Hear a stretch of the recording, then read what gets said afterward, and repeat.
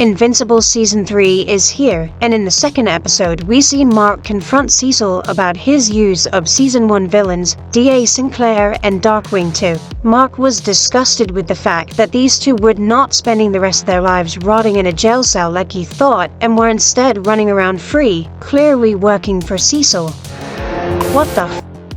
This confrontation becomes increasingly hostile until Mark tries to flee to the Guardians for help. Once there, Rex accidentally sets off the dead man's switch on the sonic weapon, and Cecil loses control of the Reaniman. The situation begins to look dire until Robot manages to block the sonic weapon signal, allowing Mark to fight off the Reaniman before going after Cecil as well. Okay, if you're watching this video, you probably knew all that already, but I want to delay the whole situation out to help give some context for the question that I'm looking to answer in this video. And that question is, who is right in this situation?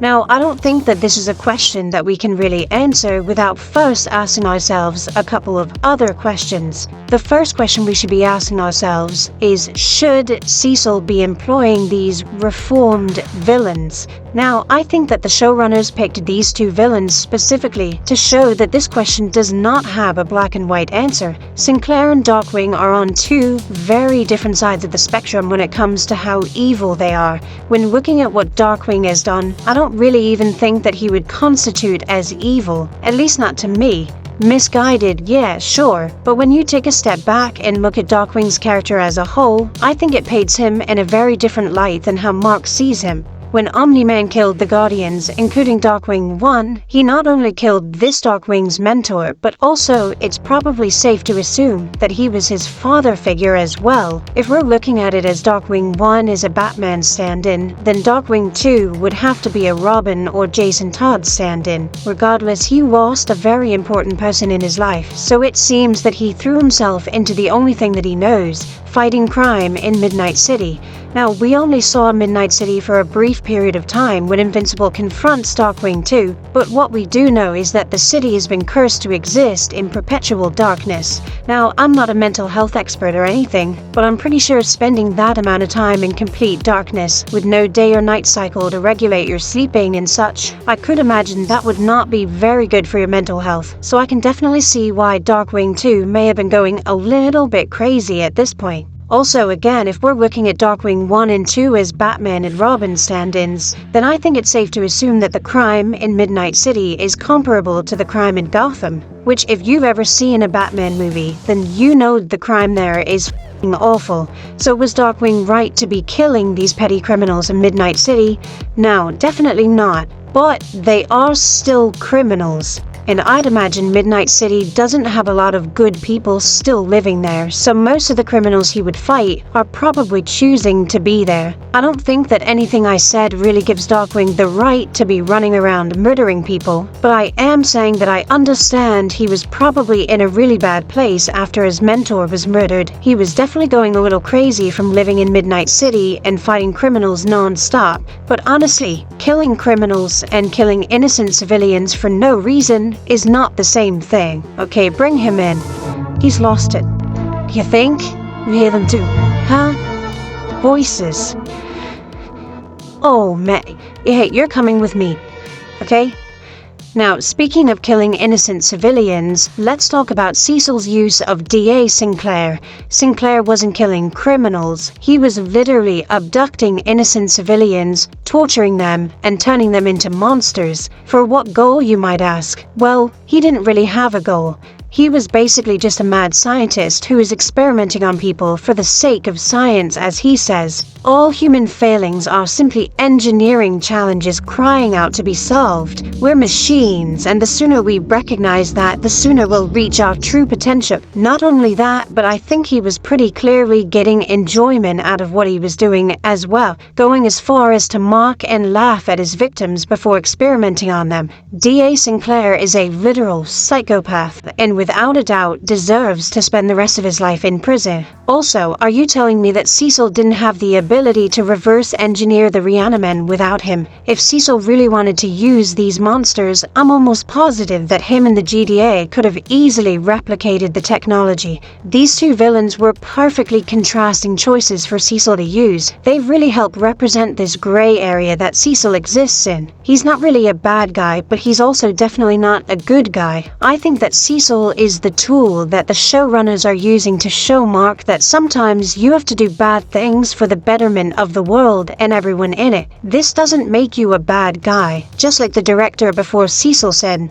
you can be the good guy, or the guy who saves the world. You can't be both.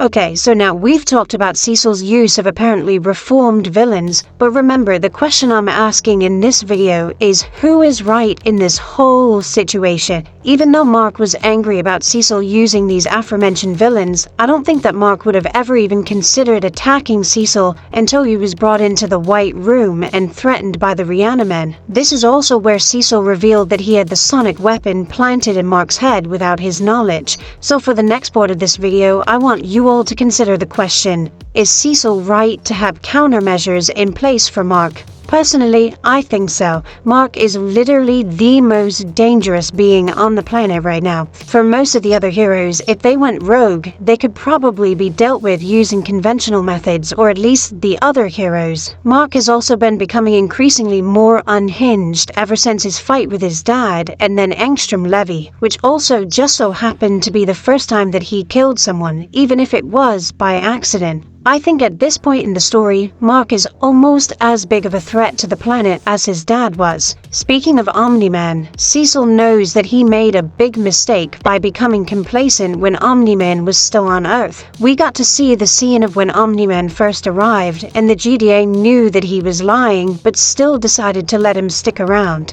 Omni-Man basically acted as a sleeper agent for the most dangerous beings in the universe, and Cecil allowed him to roam freely before he unexpectedly killed his best assets and single-handedly caused more destruction to the planet than any supervillain had during Cecil's tenure as director. He made the mistake of trusting a Viltrumite once, and I doubt he intends to ever do that again. Cecil's responsibilities are to the citizens of Earth. His position forces him to look beyond friendship, trust, or empathy, so I can't call off the one thing that might stop them both.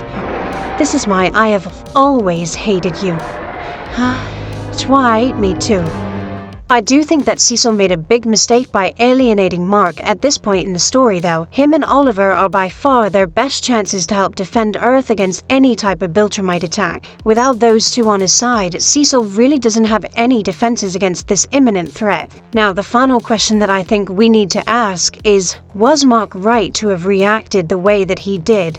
Now, I'll just start off by saying that I think both of them were definitely overreacting a bit. Who knows what would have happened if Cecil never sent Darkwing and the Reanimen in to save them. All of the best heroes in the world were down there, and they definitely could have died without Cecil's intervention. But I also think that the situation wouldn't have ended up nearly as bad if Cecil never escalated it by bringing Mark into the White Room. It seems like Mark thought that Cecil was being a little dramatic with all this, but Mark clearly can't see how threatening he is to a normal person like Cecil. We see how scary he can be when he slaughters 10 Reanimen over the course of 30 seconds right in front of Cecil, so at that point you can't really blame Cecil for upping the ante. Still, he repeatedly tries to talk Mark down, and Mark continues to press him, arguably even egging him on. Is that all you got? Why did you have to ask that, kid? Once Cecil uses the sonic weapon though, all bets are off. They are past the point of talking it out, so I don't blame Mark for being extremely upset by this. To Mark, he always saw Cecil as a friend, or at least a trusted co-worker, and this was a complete violation of that trust. He realizes that Cecil has never seen him as anything besides a threat, or at the most, a tool to be used. What even are we to him? We're weapons. Like his tanks and guns and all that stuff. Useful until we're not. Something interesting that I saw someone say on Twitter about this was that at one point, if Cecil had simply asked Mark if he could use this sonic weapon, Mark may have very well said yes. Deep down, I think that Mark knows that Cecil is right to be careful about him. After he accidentally killed Engstrom, Mark is terrified that he may lose control like that again and hurt someone. What do you guys think? Do you think if Cecil had asked him about the sonic weapon before this point that Mark may have consented to it? Let me know down in the comments below. The last point I want to make about this is that Cecil was right about Mark being a hypocrite. He was very quick to forgive his father, but he refuses to give anyone else a second chance. Keep in mind, Mark also made a mistake when he killed Engstrom, yet he brushes it off just as a necessity. He doesn't realize that everything Cecil is doing are things that he also sees as necessities to help keep Earth safe. You're a hypocrite waltzing off to help your mass-murdering dad, but God forbid anyone else screws up, and then tries to make good. So, what do you guys think? Is Cecil right about all this? Using reformed villains for good, putting countermeasures in place for Mark? Do you think that either of them were right to react the way that they did? When Cecil was put in prison, he learned that sometimes you have to do a little bit of bad to benefit the greater good, but Mark just won't accept that at this point in the story. Mark puts Cecil in a really tough position. Cecil is just doing what he has to do to protect Earth. That is his #1 priority. There's a looming threat of an evil empire of beings that, as far as we've seen, cannot be killed, and they've made it clear that they are coming to Earth. Now, I don't think that Cecil handled this situation as well as he could have, but I also think that Mark is being a bit naive and hypocritical about his stance on right and wrong. He's looking at all this from a golden age of comics viewpoint, where you're either a good guy or you're a bad guy, and good always triumphs over evil, when really this is much more of a Bronze Age kind of story, where the lines get blurred and sometimes good people have to do bad things to survive.